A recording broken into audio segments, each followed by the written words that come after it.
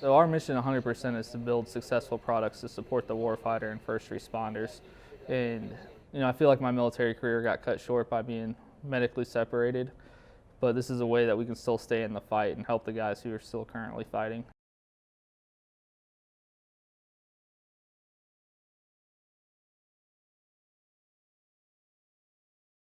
In order to truly understand your customer, you have to know them. And we call that customer discovery.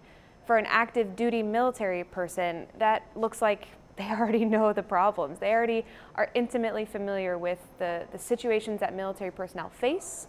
They're already familiar with a lot of the problems on the inside, and they understand it because they have the insight. They talk the talk, they walk the walk. So when it comes to understanding a problem that you're trying to solve with a technology or a small business service, they already understand that. So when I was in Iraq and Afghanistan, we were burning through chem lights and they're rolling under things, and you have to carry so many of them. When we clear a facility and we go room by room and kill or capture whoever needs killed or captured, we leave a glow stick. And once the whole facility is secured, we'd work backwards and reverse and grab up all the intel and leave another chem light. So that way when you walked into a room and saw 2 chem lights, you knew, hey, this has been cleared of people and intel, and move on to the next room.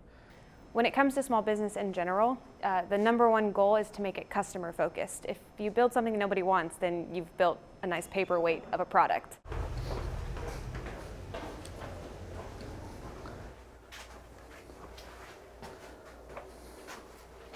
Through night vision, you can see the glowing IR powder, and without night vision goggles, there's nothing to be seen. It is designed for friend or foe identification, so that we can see who the good guys are on the battlefield and in training exercises. It just seemed like such a no-brainer from my past ground experience. A chem light is just like the same glow sticks that you'd buy your kids and that you break and shake and they glow.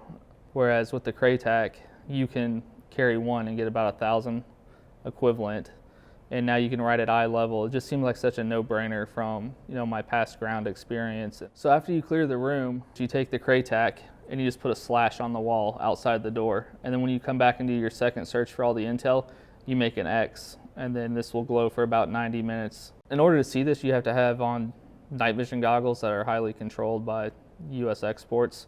So we're really providing a solution that we can covertly communicate in low light, no light situations.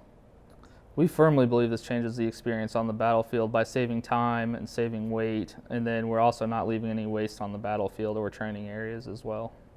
And they can go to those potential customers and say, I can vouch for this because I've seen this in person. I've seen this in real life.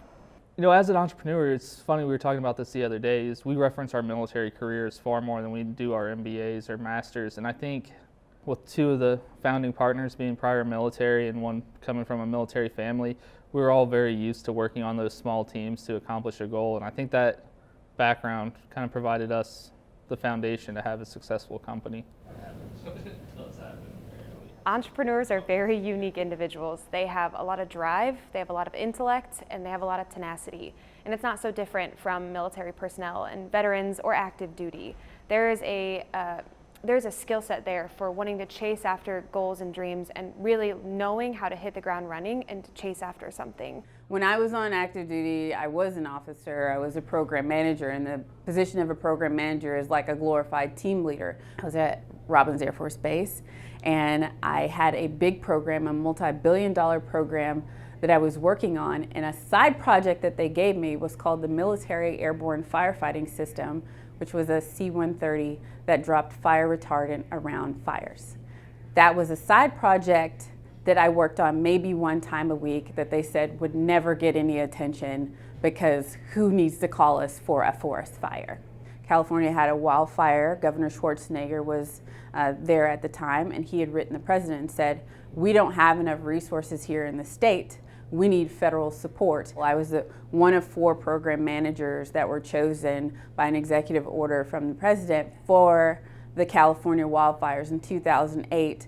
Well, I not only have to talk to the Forest Service and all these agencies to understand the mechanics of putting out a wildland forest fire when I'm in Georgia and it's in California, how do you explain that to the general? The general's asking you The commander of Air Force Material Command wants you to write speeches on his behalf in all of his news stories, and you are 23 and you're at the office until almost midnight ghostwriting for a 4-star general.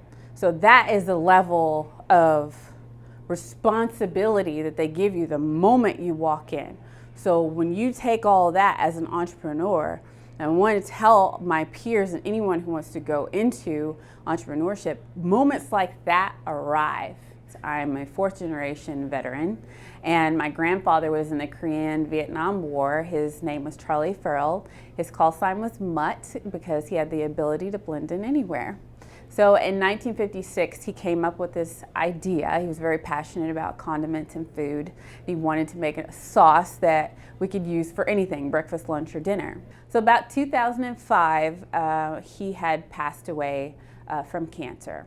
I was the one person that he chose before he passed away to get the only copy of the recipe that he kept in his wallet.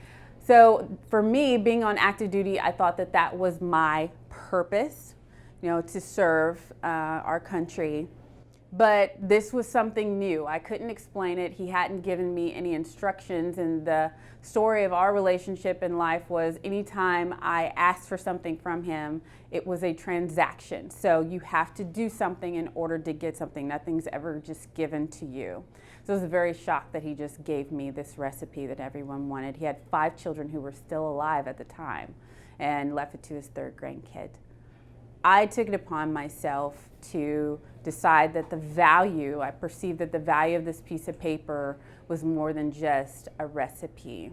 This could be a family legacy that he's passing to me. We made 700 bottles made by the Amish in Chillicothe, Ohio. They hand poured every bottle. I had a launch party. I joined the Beaver Creek Chamber of Commerce. They had a launch party for us, and we ended up selling every single bottle within a week. It's an honor really to be able to share something of my family that has had such a positive impact on other people and even in the country. Some of the things that we've accomplished really are humbling. We're on a special deck of bicycle cards made by the U.S. playing card company now. We've been on Shark Tank. We won the Bob Evans Farms Veteran-Owned Business of the Year in 2017. We've met great people like the CEO of IAMS and gotten his feedback, Clay Matthile. We've seen so much and experienced so much, and it's just with such gratitude that we're able to be here in this area in Ohio and be an Ohio veteran-owned company. For those veterans, for those active military personnel, to take on those entrepreneurial traits means that they're already set up for a really good foundation of the skill sets that it's going to take, because it's really hard to go from an idea to a business, and they have the skill sets, the tenacity to go from idea to viable business. I needed an outlet. I wanted to improve on something, and it was very much in my wheelhouse. And everybody's good at something. This is something that I was good at, and I wanted to chase it down. One night I was researching multivariate statistics, not terribly interesting. And off to the side was a learn how to sew video. And something I've always wanted to do was learn how to sew. I mean, that sounds odd, but I'm a huge outdoorsman, spend a lot of money on gear, and it doesn't always fit me. So I went out and bought a sewing machine the very next day, watched a few videos, and started sewing. And it was terrible. It was, the products that I was making were bad. But what it did was it gave me a tangible good, and that's something that I've never had. I had to go to Korea for an exercise, and it was a 3.5-week exercise. One of the things that Koreans are known for is their amazing ability to tailor. I wasn't looking for anything to wear necessarily. What I was looking for was a new tactical duffel bag to carry on a fly fishing trip that I had coming up. And so I spent a lot of time off base, going through different stores, and several stores, it was mediocre, the material that they used or the whatever, it wasn't good stuff. And I found maybe a mile and a half off base, I found a store that was really good. They had really good equipment. And by this time, I knew what good stitching looked like. because I had done it, because I know what bad stitching looked like because I had produced plenty of bad stitching. So I bought the bag, reasonably priced, fit, what I needed it to do. And I took it back to my dorm room, and everything was great except one pocket. One pocket just did not make sense. So the next time I had a day off, 3 or 4 days later, I went back down there and I just said, hey, I love the bag. It's going to suit my needs, but I really think if you took this pocket off, you could introduce all these accessories that you have on the wall that you're trying to sell. Maybe 3 or 4 days afterwards, I went back down there just to check in, see if there was anything else I wanted, and they had actually made the change that I recommended. But then they said, hey, would you mind coming down to our warehouse to show us other things, other ways that we can improve? And I said, absolutely. I mean, that's right in my wheelhouse. So I went down there and looked at their products and made some recommendations and, was happy. When I came back to the States, I filed for an LLC and I created a business. I just looked at what I had available to me, what I was interested in improving. So I had a elk hunting trip coming up in the fall, and so I looked at the things in my pack. I'm thinking how I can potentially combine products. So I'm always going to carry a dry bag. I'm always going to carry water filtration system. And then the third thing that I looked at was how can I stay warmer? So I looked at those 3 things and I thought, well, if I can make something that does all those, I'd probably have a product that's worthwhile. So I went to the drawing board and just started making stuff and came up with an idea. We are producing, we are selling, a patent has been issued. I got a pretty large order on Friday, my first government contract actually. A squadron is getting ready to deploy and they wanted the bags to take with them. So fingers crossed that it goes well. It's not for the faint of heart. It is a roller coaster. There's many hills and valleys, and you have to really be prepared for the psychological toil of entrepreneurship, which they don't really talk about so much. We've definitely hit roadblocks and taken steps back throughout this whole entire process, but we've never given up on that end goal, that end mission, if you would. I think the biggest thing is just in the military, we refuse to fail, right? Failure is not an option on our missions. Along the lines of, being in the military for 24 years, for doing a doctoral program, for starting a business. It's all about perseverance. Veterans go through so much already. By the time they've become a veteran, they've experienced probably more trauma and strife and challenges than most people would ever experience in a lifetime. What I've noticed is a skill set, but an unfortunate skill set of veterans, is we're pros at compartmentalization. We'll put stuff in a box. Pain and hard times, we just put it in a box and we go on to the next thing. Entrepreneurship has a way of revealing all of those boxes. People can see right through you in the business world. So you have to learn how to be true to yourself and own even the hard times as an entrepreneur. And that sometimes is hard for a veteran to be vulnerable and transparent about the journey. One thing I was struggling with,